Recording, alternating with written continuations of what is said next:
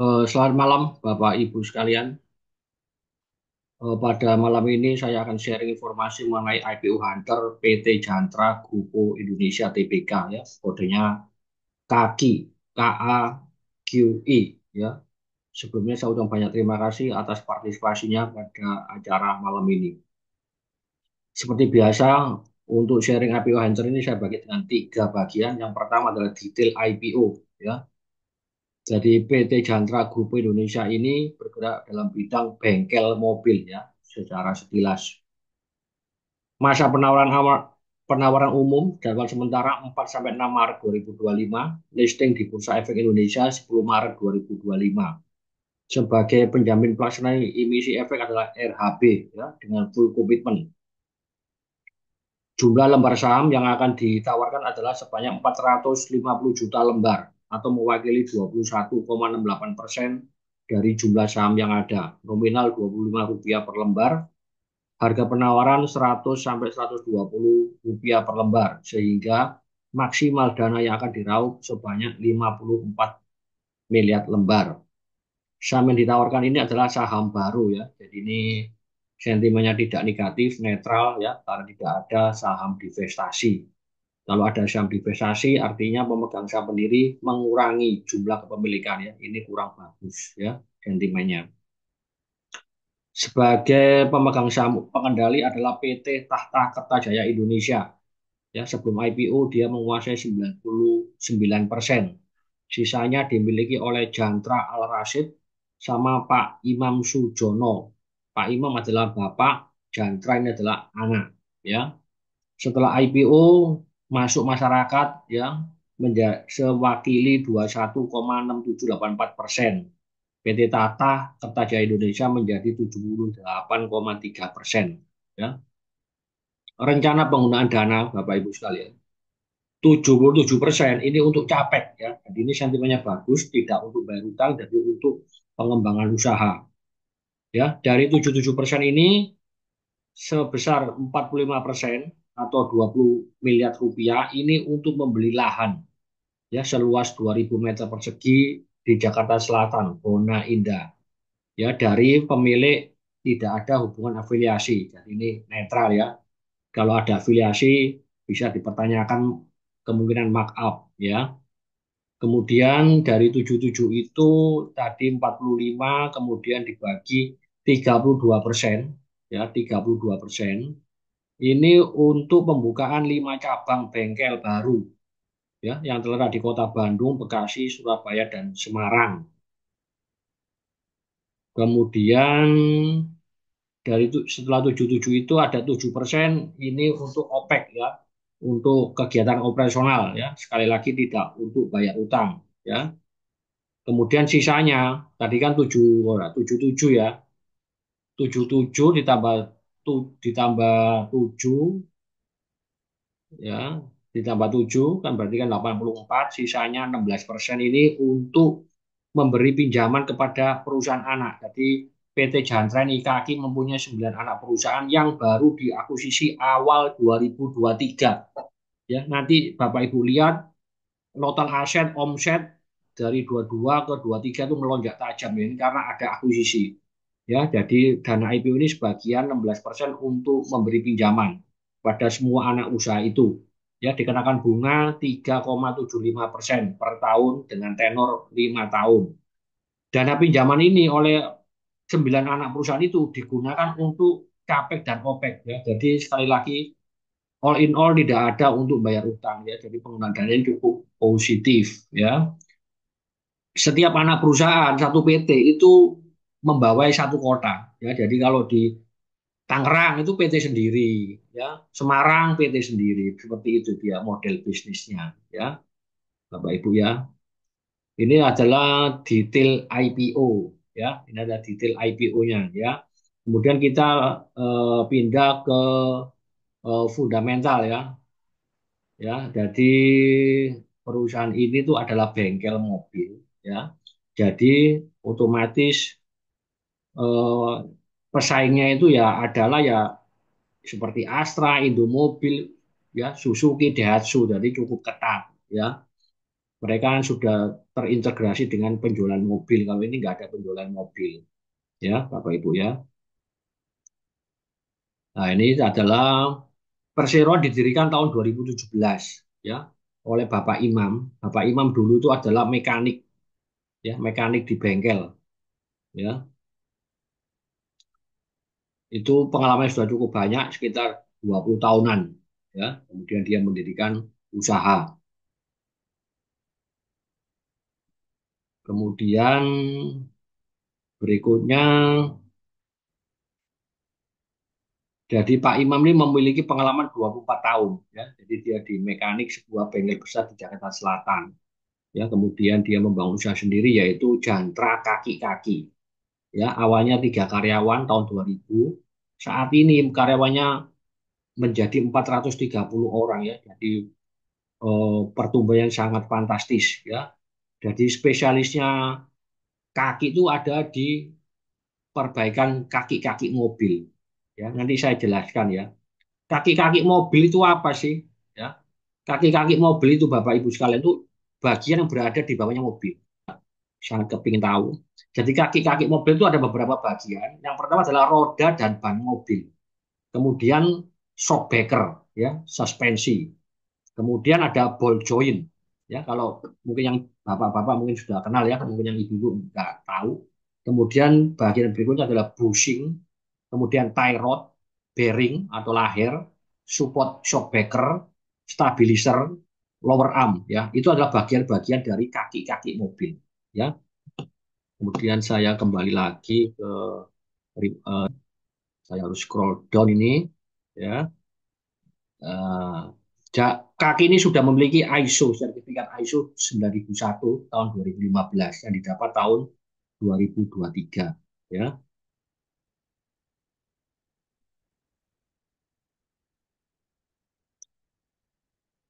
Kemudian layanan yang diberikan oleh kaki, ya. Yang pertama adalah paket kaki-kaki, ya.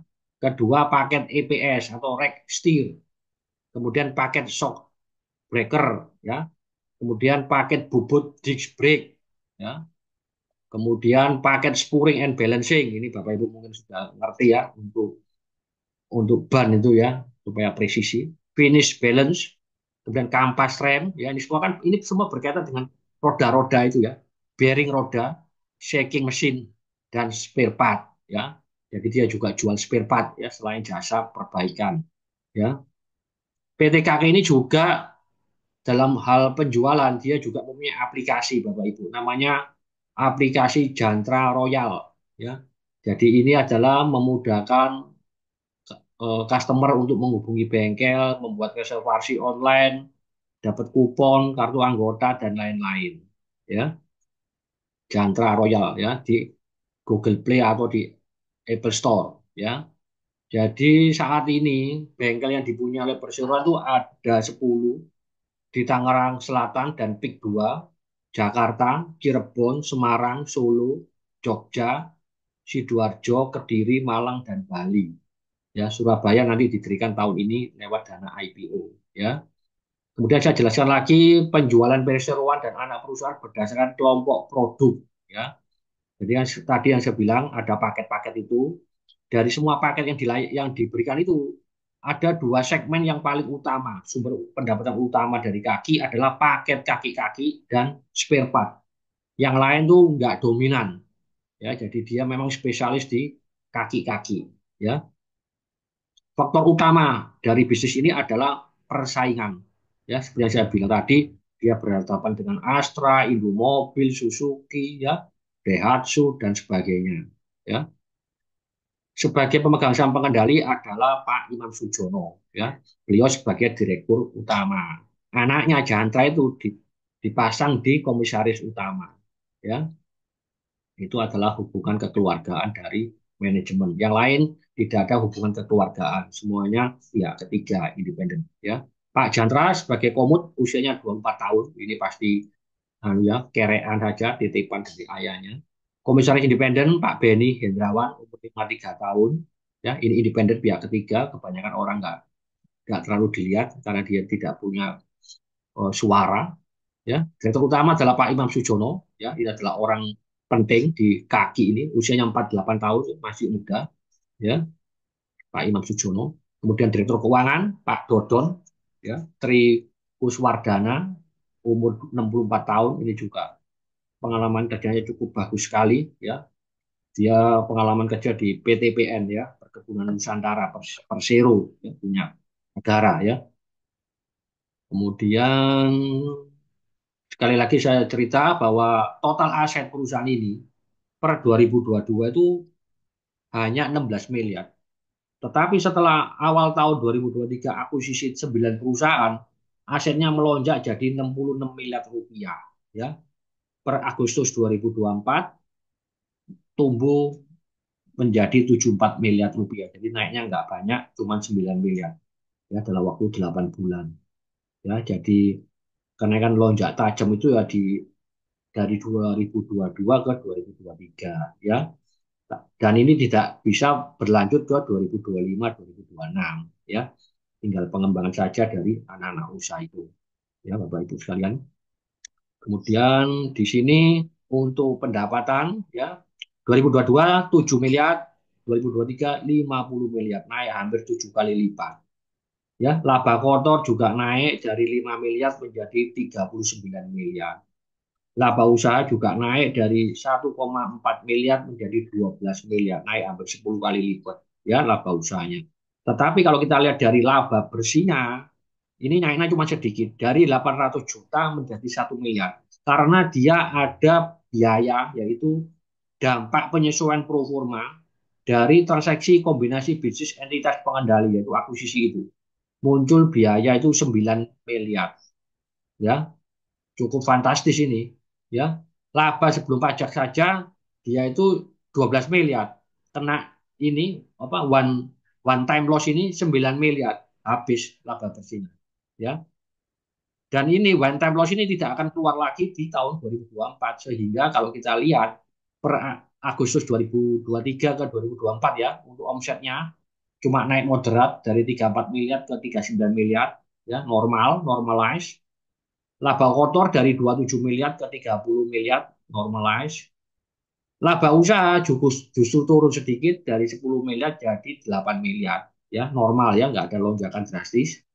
Tapi kalau kita lihat dari laba bersihnya, dari Agustus 2022, 2023 2 miliar menjadi 7 miliar, naik tajam karena tidak ada one time loss itu yang tadi. Ya, di 2023 masih ada 6 miliar, di 2024 Agustus tidak ada, ya, sehingga laba bersihnya melonjak, ya. Jadi ada faktor one time itu, ya, peristiwa satu kali, ya. Ya. Kemudian kita lanjut ke ini ringkasan, ya. Jadi jumlah lembar saham yang ditempatkan store penuh sebelum IPO itu 1,6 miliar lembar, setelah IPO jadi 2,1 miliar lembar. Ya, jumlah saham yang ditempatkan dan store penuh. Harga IPO 100 sampai 120, dana yang akan diperoleh nilai tengahnya itu 48 miliar, Bapak Ibu rupiah. Bapak Ibu, ya. 48 miliar rupiah ini kalau saya bandingkan dengan total aset terakhir itu 65%. Wah, cukup besar ini, ya. Saya nggak suka ini. Ya, kalau dibandingkan dengan total modal per 31 Agustus 2024 mencapai 81%. Ya, ya, jadi sangat besar sekali. Misalnya modalnya 100, dia mau IPO dapat duit 80, besar sekali. Ya, saya sangat berisiko bagi saya tidak mau. Ya, jadi ini saya kasih highlight warna merah. Ya, terlalu besar dananya, nggak imbang dengan kekayaannya modalnya sekarang ini yang dimiliki, ya. Penggunaan dana bagus, saya kasih highlight hijau, tidak ada untuk bayar utang, ya. Kemudian kreditur ada bank, yaitu Bank Mandiri sama Maybank Indonesia. Ini penting karena bank ini berani memberi kredit, ya. Otomatis kan fundamentalnya masih bisa dipegang, ya. Yang menjadi kekhawatiran saya, Bapak Ibu, saya highlight warna merah ada di prospektus IPO halaman 29. Bunyinya seperti ini, Bapak Ibu. Hingga prospektus ini diterbitkan, perseroan tidak memberikan indikasi atau membuktikan bahwasanya akte pendirian yang telah diumumkan dalam BNRI dan TBNRI. Nah, ini aneh menurut saya kok gini ya. Tetapi berdasarkan Undang-Undang PT nomor 40 tahun 2007 bahwa kewajiban untuk mengumumkan di BNRI itu tanggung jawabnya Menkumham, jadi bukan tanggung jawabnya emiten, ya. Namun selama pengumuman dalam BNRI belum dilakukan, hal ini mempunyai konsekuensi isi akte pendirian itu tidak mengikat terhadap pihak ketiga. Nah, ini loh saya agak was-was ya. Cuman kalau kita ngomong-ngomong ada bank yang berani ngasih kredit, otomatis bank itu sudah melihat klausul ini, benar nggak ya? Jadi menurut bank itu hal ini nggak terlalu material ya. Kalau dia sangat material, berisiko tinggi, nggak mungkin bank itu ngasih kredit ya. Jadi sementara kita bisa abaikan ya. Sekarang ke laporan keuangan ya. Per 2023 setahun penuh itu GPM-nya, gross profit margin, laba kotor dibagi penjualan itu tercatat 78%. Sangat-sangat baik ini ya. Omset 100, laba kotor 78, oh, sangat bagus ya. OPM-nya 24% baik ya, meskipun ada penurunan tajam ya, tapi masih baik 24%. NPM 2%. Ya, ini sangat buruk ya. Kita lihat, ingat 2023 ada one time loss ya, ini yang membuat NPM-nya itu drop jadi 2% dan sangat-sangat buruk. Kalau kita lihat lihat angkanya ya. ROE juga sama 2%, sangat-sangat buruk. Ya, tidak menguntungkan kalau punya perusahaan yang cuma NPM 2% dan ROE 2%. Ya, tapi kita ingat ini karena ada faktor one time loss. Bagaimana dengan laporan keuangan terkini 31 Agustus 2024? Kita lihat GPM 77%, imbang sama yang 2023 78, aman.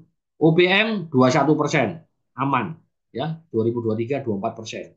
NPM kita lihat 18%, normal dibanding 2023 yang 2% karena one time loss. Ya, jadi penjelasan saya sudah bisa ya menjelaskan hal ini. ROE 12%, normal. Dan ini baik 12%. Ya, ROE menurut saya itu minimal deposito plus inflasi. Ya, kalau deposito 4%, inflasi 3%, minimal harus punya ROE 7%. Itu saya baru berani invest. Ya. Untuk debt bagaimana? Debt equity ratio modal dibagi ekuitas itu tercatat cuma 25%. Ya, jadi sangat kuat, sangat baik. Ya, modal 100, utang 25. Ya. Untuk ICR, interest coverage ratio, rasio mengcover biaya pinjaman itu 14 kali. Baik sekali, double digit ya. Namun untuk DSCR, debt coverage service ratio ya, rasio untuk mengcover utang itu di bawah satu kali. Jadi ini saya pikir buruk ya. Tetapi dengan semua rasio-rasio yang ada yang tadi yang saya ceritakan, saya mengambil kesimpulan bahwa perusahaan ini itu baik fundamentalnya. Cuman satu yang buruk yaitu di DSCR. Yang lain baik ya. Bagaimana Pak dengan valuasinya Pak? Ada 100 sampai 120, mahal atau murah? Kita lihat. Saya perkirakan laba bersih tahun 2025 15 miliar ya. Per Agustus 2024 itu 7 miliar. Anggap aja sampai 2024 akhir 10 miliar ya. Setahun kemudian 2025 tak perkirakan 15 miliar. Naik 50% ini sudah optimis menurut saya, sudah optimis ya. Kalau di usaha bengkel ini nggak terpengaruh sama data-data penjualan mobil ya. Kalau penjualan mobil kan pasti jelek, turun terus ya 3 tahun terakhir ini. Cuma dia kan meskipun mobil yang second yang sudah ada nggak baru ya tetap butuh perbaikan ya gitu ya. Jadi ini tidak banyak terpengaruh oleh data penjualan mobil baru ya. Jadi EAT saya perkirakan 2025 15 miliar sehingga ketemu EPS-nya Rp7 dengan harga IPO 100 sampai 125, PI-nya 14 sampai 17 kali, mahal ya. Pernya itu mahal di atas 10 ya. Bagaimana dengan PBV? PBV saya hitung ketemu 1,9 sampai 2,3 juga mahal. Ya, jadi kesimpulannya saham ini perusahaan ini baik fundamental tapi value-nya mahal. Jadi saya kasih rekom spekulasi buy. Ya, karena ini perusahaan kecil, nggak sampai 100 miliar asetnya, lebih baik jangan simpan lama-lama. ya. Jangan simpan lama-lama. Hari kedua jual saja, ya. Pak, apakah hari pertama bisa arah? Saham IPO bisa arah atau tidak pada hari pertama? Itu faktor yang utama. Yang pertama adalah hasil penjatahan. Ya, kalau hasil penjatahannya dapat di bawah 10%, itu mungkin bisa, kemungkinan besar bisa arah. Ya, untuk selanjutnya kinerja saham IPO hari kedua, tiga, empat, dan lima itu nanti tergantung dari valuasi dan fundamental Bapak Ibu. Ya, kalau Bapak Ibu mau aman, ya nggak mau spot jantung, ya nggak usah beli saham ini. Ya kita pilih ke main, ya. Tapi kalau Bapak punya hati yang tak-tak, Bapak bisa aja jual nanti waktu waktu penjatahan, oh dapat cuma 5%. Nah, coba pasang jual aja, arahkan. Pasang pagi jam setengah 9, ya. Pasang arah sumpama harganya 100, pasang arah, ya. Dinaikkan 30%. Udah, ya. Bapak Ibu jangan nyesel kalau naik lagi, ya. Soalnya ini perusahaan kecil, saya ya ini yang saya nggak mau nyimpen lama. Kecuali kalau perusahaan besar masih bisa. Ya ini perusahaan kecil Bapak Ibu, ya. Jadi sementara gitu ya, ya saya sudah menjawab pertanyaan dari Bapak Ibu yang telah tulis di kolom chat, ya. Nanti saya lanjutkan dengan IPO Hunter Main, ya. Bapak Ibu sekalian, terima kasih ya atas kehadirannya, dan saya minta maaf jika ada kata-kata yang kurang berkenan. Ya, salam sehat selalu. Semoga Tuhan memberkati kita semua, ya. Salam cuan, ya. Selalu tune in di IPO Hunter Kang Tejen Anta, ya. Terima kasih. Saya mohon izin untuk leave.